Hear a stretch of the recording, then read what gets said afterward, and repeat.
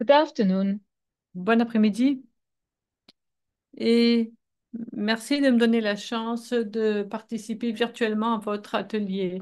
Je I viens de recently rentrer won de the l'Espagne où BA on m'a Frontier of donné Knowledge Award, le prix and BBBA Frontier I'm Knowledge Award available virtually et to donc share je with you suis the latest présente news about virtuellement pour climate essayer de change partager avec globally and vous les human dernières influence on informations sur le climate changement globally. climatique et l'influence This humaine sur le presentation is climat. based C'est on une a publication présentation qui est which basée has sur been une completed and publication qui published a été just last month. plus So let me terminé share with le you my mois slides, dernier. and I Et je hope vais that you can essayer de see partager them avec properly. vous mes diapos et j'espère que So vous pouvez les voir you can correctement. see here the updated state of global Là, surface vous pouvez temperature voir set to les températures de surface 1859.5, entre and you can see 1850 that et observed warming has 2025. reached Et vous the voyez que nous avons unprecedented level of 1.3 un réchauffement qui degrees a Celsius. atteint des What is this work on indicators of record avec climate une augmentation change? de température de It's an annual 1,43 peer degrés. review update C'est-à-dire que of là, nous key avons en indicators of fait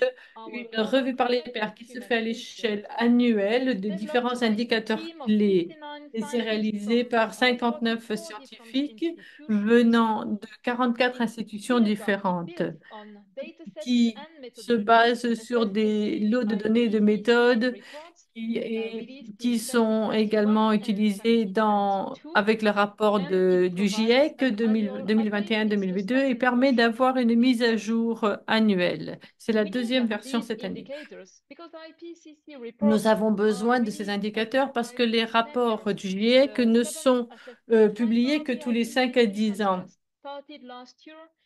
The main physical Et science basis report les is now dernières due by données 2027. du GIEC, And as les you have seen, prochains rapports est we pour are 2027. Et comme experiencing a vous l'avez fast vu, changing nous climate. voyons qu'il y a une It's also an évolution et un initiative changement du for climat qui est informed très decision making rapide.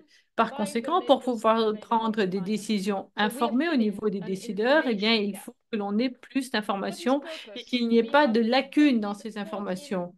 Pour datasets cela, nous on avons mis à emissions jour or short-lived 14 climate pollutants and well-mixed séries de greenhouse gas données emissions. avec We donc have les émissions de updated gaz à two effet de indicators of serre, atmospheric les greenhouse gas différentes concentration pollueurs, with les updated the concentrations de gaz à estimates effet of de serre. Nous organic avons and mis à jour solar aussi influence on les climate, influences other organiques human et solaires, influences, including land use ainsi que changes, d'autres to update influences, how these different drivers pour affect voir the comment fluxes of radiation between Earth and space, ceci permet possible d'avoir radiative forcing, with différents updated éléments qui the state influencent of Earth's les energy forçages imbalance, radiatifs. Et vous voyez together qu'il with y a un areas observed déséquilibre, warming, that pas the seulement fraction of entre warming that we le can attribute to réchauffement observé, human-caused mais climate la change partie de ce and réchauffement the qui est rate due of au human-caused climate comportement change. humain. We have also combined Et nous avons également historical combiné emissions, des historical warming données with historiques et des émissions non-CO2 future historiques emissions et aussi to des émissions calculate futures the non remaining CO2 carbon budget, pour which essayer de means how much more CO2 we can calculer emit that is les compatible with limiting warming at different levels in the future. And this assessment is done in a rigorous and transparent way. Many of the data sets are available together with our publication. If you look at what we knew a few years ago in the IPCC 2022 report for human-caused greenhouse gas emissions, data were only available up to 2019. And at that time, we showed that greenhouse gas emissions resulting from human activities continued to increase, of course, with unequal historical and ongoing contributions. And expressed here in CO2 equivalent over 100 years, we could also see the dominant role of fossil fuel CO2 emissions, the part due to land use, the part due to methane emissions, nitrous oxide, and other gases with fluoride compounds. We now can look at the update up to 2022, so 3 more years. et avec la What mise à we see jour, now is that emissions over the nous last voyons qu'il y a decade différentes have reached a émissions level of qui 53 ont million tons. atteint donc And when 53 we look at gigatonnes net par an. greenhouse Et si nous regardons les émissions de gaz à effet de serre nettes de 2022, elles sont encore au même niveau que celles qui avaient été observées en 2019, avant la pandémie de Covid-19. Il est trop tôt pour dire si l'augmentation des gaz à effet de serre a été stoppée. Nous voyons qu'il y a eu des changements avec les émissions de non CO2 qui ont continué à augmenter. Nous avons les émissions du charbon et du gaz qui ont continué à augmenter. Et nous voyons qu'il y a une petite baisse aussi des émissions dues à l'agriculture. La première conclusion que l'on peut tirer de ces données, c'est que les émissions de gaz à effet de serre qui ont été causées par l'activité humaine n'ont pas vraiment changé. Ensuite, si l'on observe les concentrations de gaz à effet de serre dans l'atmosphère, gaz à effet de serre bien mélangés, on voit qu'ils sont vraiment directement et sans la moindre équivoque liés aux activités humaines. Si l'on regarde le méthane, le CO2 et l'oxyde d'azote, on voit que nous avons une augmentation et par rapport à 2019, les niveaux en 2023 ont augmenté respectivement de 2,2% pour le CO2, 3% pour le méthane et 1,5% pour l'oxyde d'azote. Je voudrais vous rappeler que les nouveaux niveaux que nous mesurons actuellement, c'est plus de c'est entre 1850 et donc avant la révolution industrielle maintenant. Et nous avons donc maintenant une accélération de 4 à 5 fois pour l'atmosphère. Pour retrouver autant de CO2 dans l'atmosphère, nous devons retourner à 2 à 14 millions d'années en arrière. Nous voyons les effets du changement climatique avec les émissions de méthane des zones humides tropicales, c'est-à-dire un feedback carbone qui s'ajoute encore à la concentration des gaz à effet de serre dans l'atmosphère.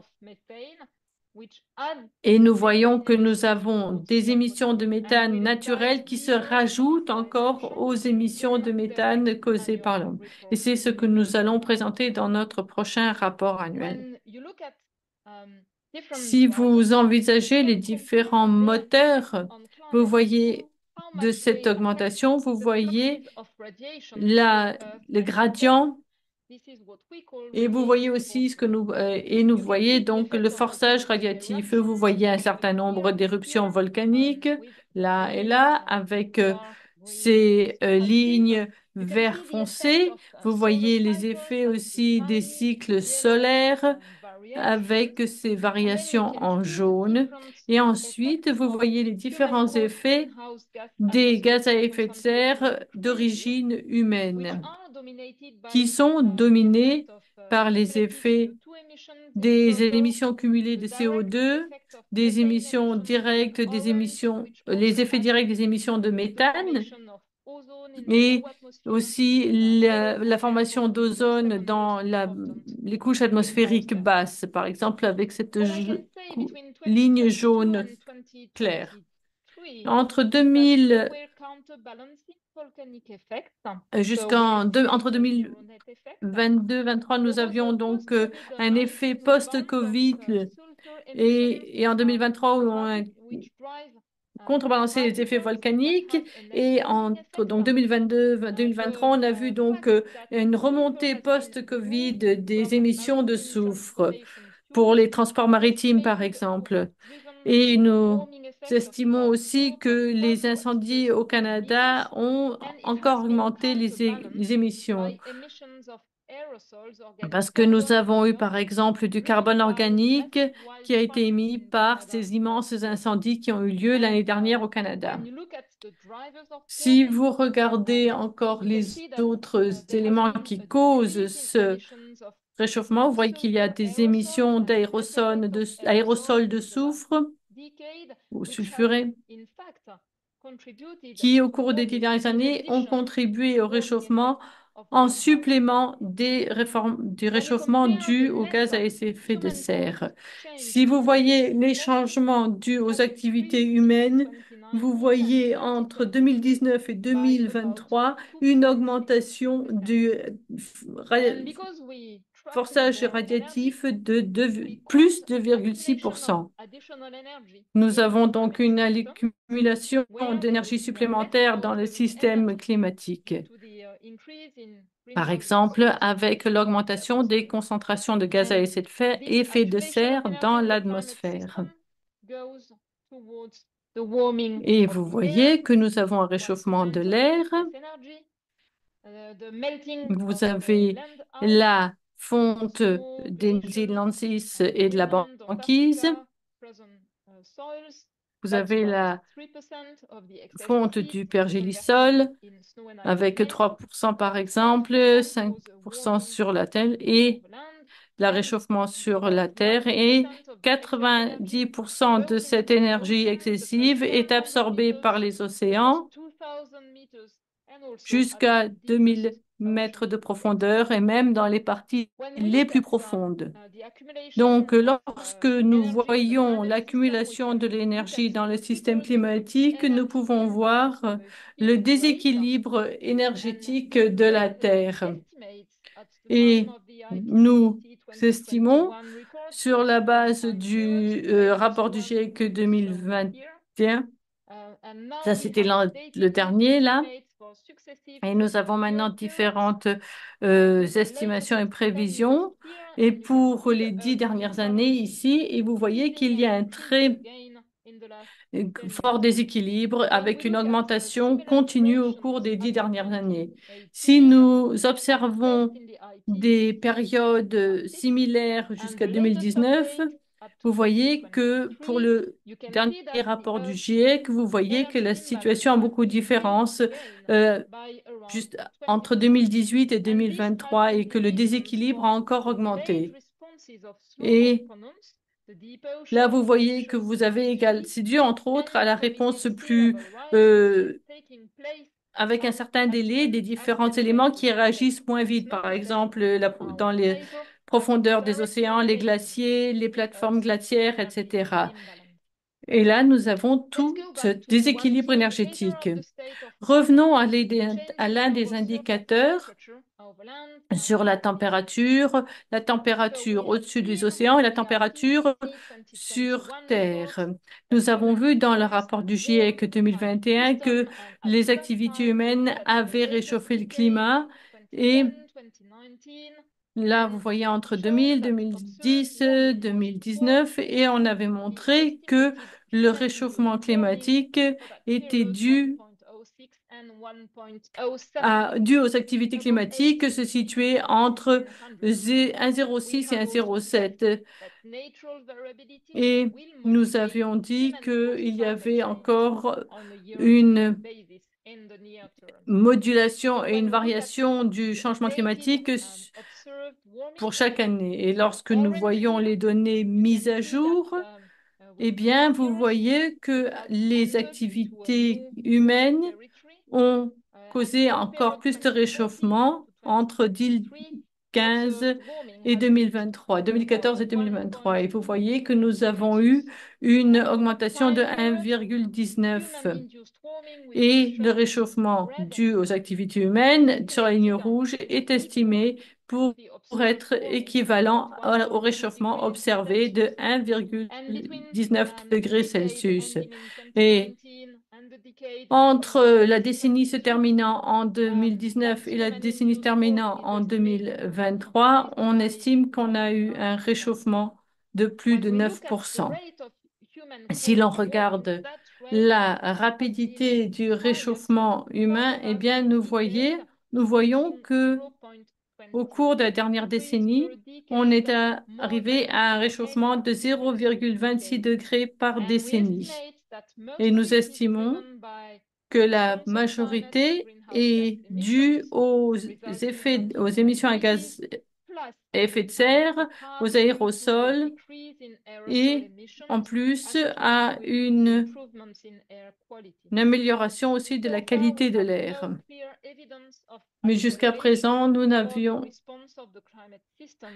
pas vu qu'il y a d'accélération de la réponse du système climatique qui est due au forçage radiatif. Si l'on regarde maintenant la dernière planche à cet effet, vous voyez que nous avons des réchauffements dus à l'activité humaine à 1,31 degré. Mais ça va encore plus loin puisqu'en 2023, nous avons une année qui a été marquée par un événement El Niño qui a commencé en 2022-2023 et qui se termine en 2024. Et l'augmentation de température entre 2022 et 2023 est de vraiment dans les 3 années maximales qui sont toujours associées à un phénomène El Niño. Si nous regardons les températures maximum sur Terre, nous voyons que cet indicateur a augmenté davantage encore que la moyenne, c'est-à-dire que nous voyons que nous avons des vagues de chaleur extrêmes qui deviennent encore de plus en plus intenses et fréquentes. Si l'on regarde l'indicateur entre 2010 et 2019, entre l'AR6 du GIEC et les dernières décennies 2014-2023, vous voyez qu'il y a eu une augmentation de 12% de 1,55 à 1,81. Nous avions montré avec le rapport AR6 du GIEC que on avait eu un lien étroit entre des émissions passées et cumulées de CO2 et le réchauffement climatique. En noir et gris, vous voyez les émissions historiques qui contribuent au réchauffement actuel. Et ensuite, vous voyez maintenant des projections des différents modèles climatiques. Et vous avez une relation très claire géophysique et qui est bien compris entre le budget chaleur et le budget carbone mondial à l'échelle planétaire. Et ce lien signifie que chaque objectif pour limiter le réchauffement à l'avenir et que l'on doit rester dans le budget carbone. Mais à partir de 2020, on a estimé que pour arriver à une chance de 50% de limiter le réchauffement à 1,5 degré, selon comme on l'avait dans les accords de Paris, et l'idée était vraiment de rester bien en dessous de 2 degrés, donc rester à 1,5 degré. Pour avoir une chance à 50% de le faire, il faut qu'on doit un budget carbone qui restant d'environ 500 gigatonnes. N'oubliez pas que nous émettons environ 50 milliards de tonnes de CO2 par an. Donc, si l'on regarde la situation à partir de 2024, plus de réchauffement, plus d'émissions de CO2, des effets mis à jour des différents effets climatiques, qui fait que l'on a encore révisé notre budget carbone pour atteindre ces 1,5 degrés et une chance de 50 degrés. Il faut qu'il passe non pas de 500, mais à 200 gigatonnes de CO2. C'est-à-dire qu'il faut il y a une réduction au cours des dernières 5 ans et nous devons vraiment réduire 40 gigatonnes par an les émissions de CO2, c'est-à-dire que le budget carbone sera également épuisé d'ici 2019. Autrement dit, nous n'aurons à ce moment-là plus aucune chance d'arriver à maintenir la température et ce réchauffement à 1,5 degré. Lorsque l'on regarde les indicateurs clés du changement climatique, nous voyons une stagnation des des effets des gaz à effet de serre totaux. Nous voyons une augmentation également dans le forçage radiatif. Nous voyons une augmentation dans les concentrations des gaz à effet de serre. Nous voyons encore une augmentation dans le déséquilibre et nous voyons que les changements dans les températures de surface moyennes annuelles ont augmenté. On est passé de 1,09 à 1,19 et nous voyons que le taux de réchauffement a atteint des records à un niveau de 0,26 degrés. Et là, vous voyez que le changement en pourcentage que nous avons depuis le rapport AR6 du GIEC, vous voyez que nous avons ce problème de budget carbone. Pour conclure, sur l'état du climat à l'échelle mondiale, nous voyons que nous avons une influence humaine intense qui est encore plus intense. Nous voyons que nous avons différents instruments avec un réchauffement plus rapide et que tout cela est causé par l'activité humaine. En 2023, nous avons vu que nous avons une année record au niveau de la chaleur, avec donc et à cause de ce réchauffement des causes humaines, nous avons vu que nous avons eu de plus en plus de vagues de chaleur extrêmes dans les océans et sur Terre, les écosystèmes, que ce soit les forêts, que ce soit les différentes les infrastructures, les activités économiques en ont souffert, bien sûr, la population. Et nous avons vu aussi de plus en plus de précipitations extrêmes, des sécheresses, des incendies. Et nous voyons que chaque petit millimètre de réchauffement compte de façon. Et nous voyons que l'augmentation des émissions de gaz à effet de serre s'est ralentie. En revanche, nous devons avoir une réduction très rapide de ces émissions qui pourrait à ce moment-là diminuer de moitié la vitesse du réchauffement au cours des 2 prochaines décennies. Et nous espérons que cette mise à jour avec les indicateurs clés sur les activités humaines sur le climat nous permettront de prendre des actions encore plus ciblées à l'avenir. Vous pouvez avoir aussi accès à ce tracker pour le changement climatique que vous voyez qui s'affiche en bas de la planche et vous voyez aussi des données sur le budget carbone résiduel. Je vous remercie de votre attention et je vous remercie et je remercie tous les présentateurs météo qui font un excellent travail pour nous aider à faire comprendre l'urgence de la situation climatique. Et je remercie également tous les spectateurs de vos émissions météo et de vos bulletins météo. Et je pense que cette communication est absolument cruciale pour améliorer la compréhension du climat. Merci.